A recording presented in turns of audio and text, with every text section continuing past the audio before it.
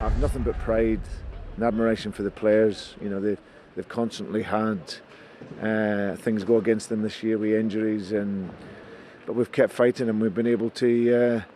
We've been able to take it right to the very, very last game and in the last 15 minutes. It's obviously deflation at the moment.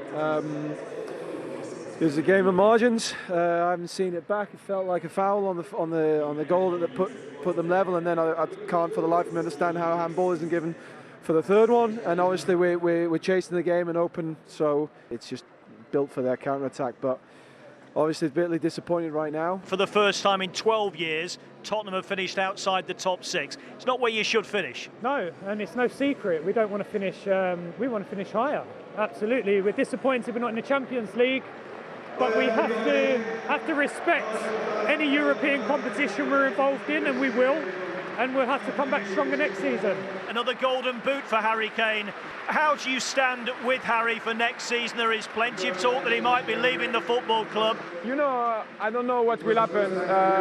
Harry is Harry. The numbers are speaking for himself. He's probably the best player of the league. But the most important is the club. We cannot forget that.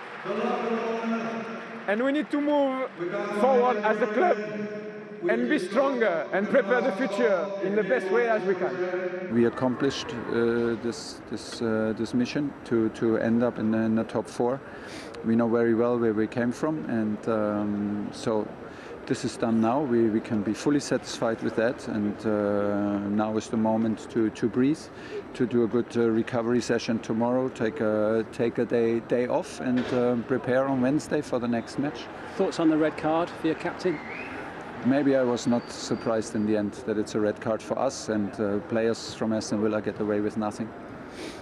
It had to be a really good defensive performance, because after 25 minutes I had to check that they only had 11 players on the pitch because they had overloads. It seemed all over the place. The singing from the stands, it's what we've missed, and the hairs were certainly up at the back of the neck today.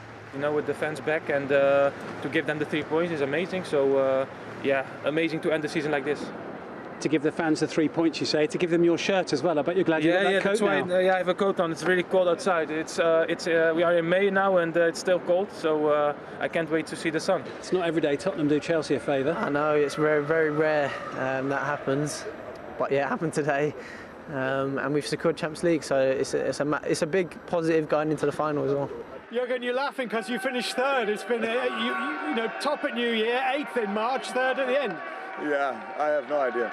So I wouldn't have thought that 5 weeks ago, 10 weeks ago. But to be honest, I think in the last 10 games we won 8 and drew 2. And here we are, qualified for the Champions League. It's unbelievable. It feels really, really great. When you reflect upon the 4 years that you've had at Crystal Palace and the position that the club was in when you took over, you should be very proud, I think. I am. I'd like to sort of certainly pay a tribute, which I certainly should have paid earlier. I mean, it's not just the playing staff, the coaching staff that I've had around me these 4 years. I've thanked the players time and time again. I should have spent more time thanking them, I think.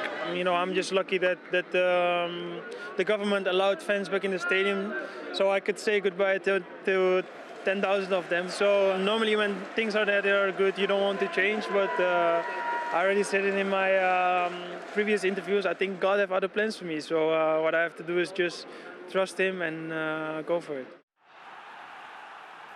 So miss out. Liverpool finish third. In fact, it's a season really, wasn't it, of 3 thirds, if you like. Yeah. Great first third, awful middle third, and then a really strong, excellent final third. Well, they got beaten off Fulham and Chelsea, Gary, and they had 10 games left. They were 8 points behind 4, and then, I mean, they're gone. There's no really getting back from that, and there was so many of us who thought that they wouldn't. But great resilience. They go to Wolves on a Monday evening.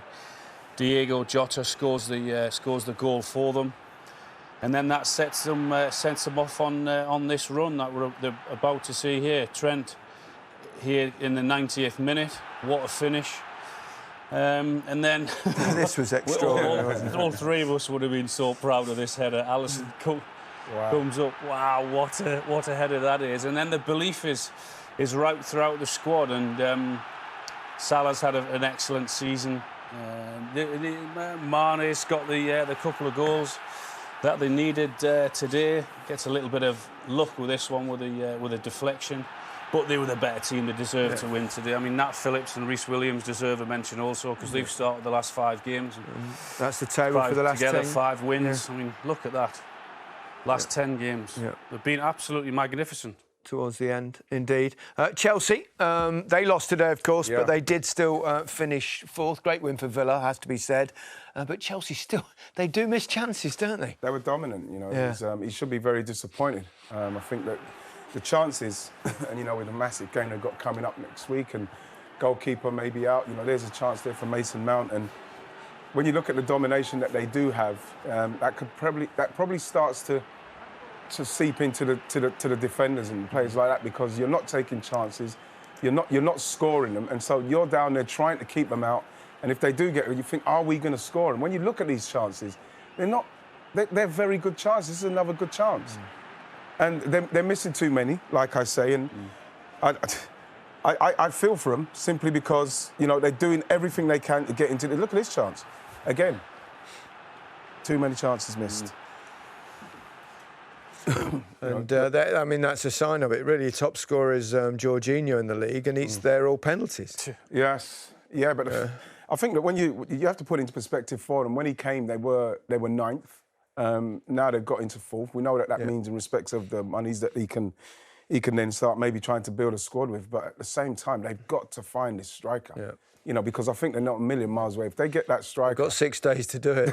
Well, they're not going to get him in time for this, but they've got to be doing it for next season. Yeah. They have to be doing it. Can't think of anyone on the market at the moment. No. Anyway. I'm not going to throw any names in. No. Leicester, I mean, 242 days in the top 4 this season. 93% of the last 2 seasons in the top 4. 567 days. Finished 5th twice, both on the last day. Not like you've been counting. No. They just ran out of steam, haven't they? They had so many injuries. Had so many injuries, and even today when he went off for Fana, they just lost that bit of height. It's set pieces and organisation, and they were punished today. But you can't give that guy that much room.